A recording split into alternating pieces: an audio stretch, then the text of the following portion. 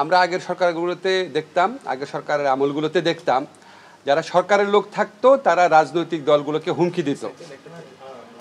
আর এখন উপদেষ্টা পরিষদে থাকা লোকজনকে আপনার বিভিন্ন রাজনৈতিক দল বিভিন্ন পক্ষ থেকে ইচ্ছামতো যা মুখে আসে সমালোচনা করা হচ্ছে, হুমকি দেওয়া হচ্ছে।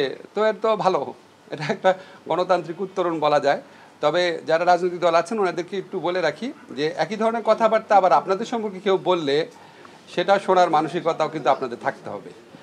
আর আপনি যেটা বলেছেন যে আপনার সুপ্রিম কোর্ট সেক্রেটারিয়েট, এটা আপনি জানেন যে বিচার বিভাগীয় সংস্কার কমিশন যে আছে সেই কমিশনের অন্যতম প্রস্তাব এটা ছিল। আমাদের মাননীয় প্রধান বিচারপতি উনারও নিজেরও এটা সংস্কার ভাবনার মধ্যে আছে। আমরা এই লক্ষ্যে অনেক দূর কাজ করেছি। কিছু বিষয়ে এখন কিছু মতভিন্নতা আছে, সেটা নিয়ে আরেকটু আলাপের প্রয়োজন রয়েছে।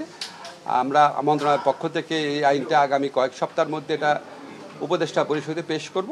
আমাদের উপদেষ্টা পরিষদ যদি মনে করেন তাহলে এটা পাশ করা হবে এবং আমার ধারণা এই সরকারের আমলে তখন আমরা সুপ্রিম কোর্টে পৃথক সেক্রেটারিয়েট করতে পারব।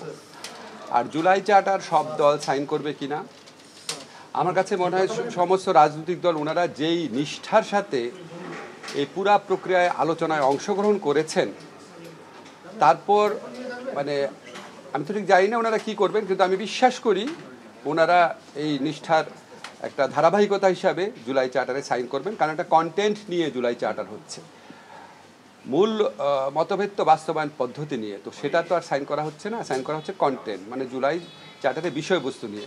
তো সেখানে আমি আশা করি, আমি বিশ্বাস করি সবাই সাইন করবেন।